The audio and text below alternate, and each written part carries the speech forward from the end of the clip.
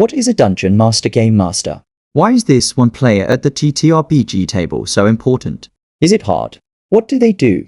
So you've gotten together to play Dungeons and Dragons or some other tabletop pro? There's one member of the group who stands out.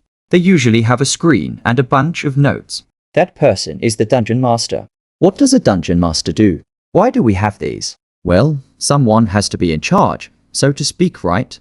Someone has to lead the group by setting the scene, role-playing all of the various non-player characters. Someone has to figure out what kind of loot the monsters were guarding once they are vanquished.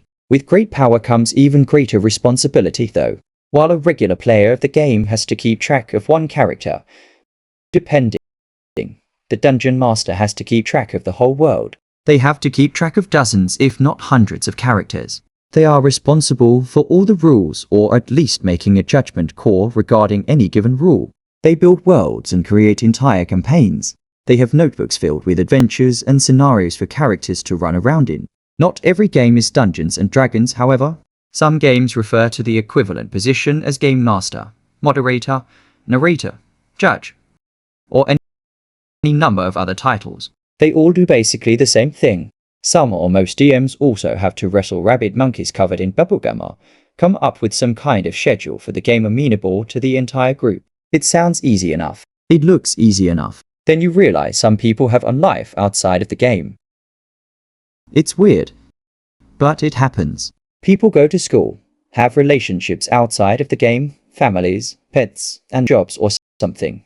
Lol. Unfortunately, that means trying to find a day and a time when everyone in the group can be at the game and pray profusely that no one cancels at the last minute. Or if there are cancellations, have a backup plan. Many DMs like to run packaged adventures, whether they be from Wizards of the Coast or third-party publishers. We'll get more into this idea in the days ahead, but for now, this will do. Reading through an adventure is not the same as running one. The kind people who write these adventures, gotta love, can't account for every single thing that's going to happen in-game. Writers or designers don't always accurately know exactly what the heck the players are going to do next. That means the DM is going to have to make stuff up on the fly to try to get the characters back into the adventure, or just swing it and ask them where they want to go next. Some DMs like to create their own game content published or not. This type of content is lovingly referred to as homebrew and can take a great deal of time and devotion to create. These are the DMs who go above and beyond the call of duty to make sure their campaign and adventures are custom tailored to their storytelling desires and players' wishes. Some DMs go on to become third-party content creators for their various games of choice and put their various adventures and game expansions out there.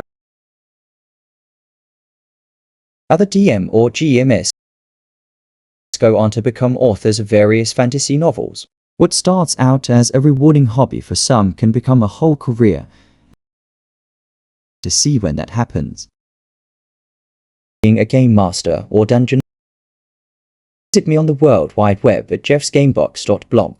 There will also be future videos specific GM or TM related topics, so please come back and see me again. It's a good bit of work sometimes. Ultimately, it is quite rewarding, especially when the group is all together, the game is underway, and everybody is having fun. That is why we're here. That is ultimately why we run games. It's all about the fun, the GMs, the players, everyone involved.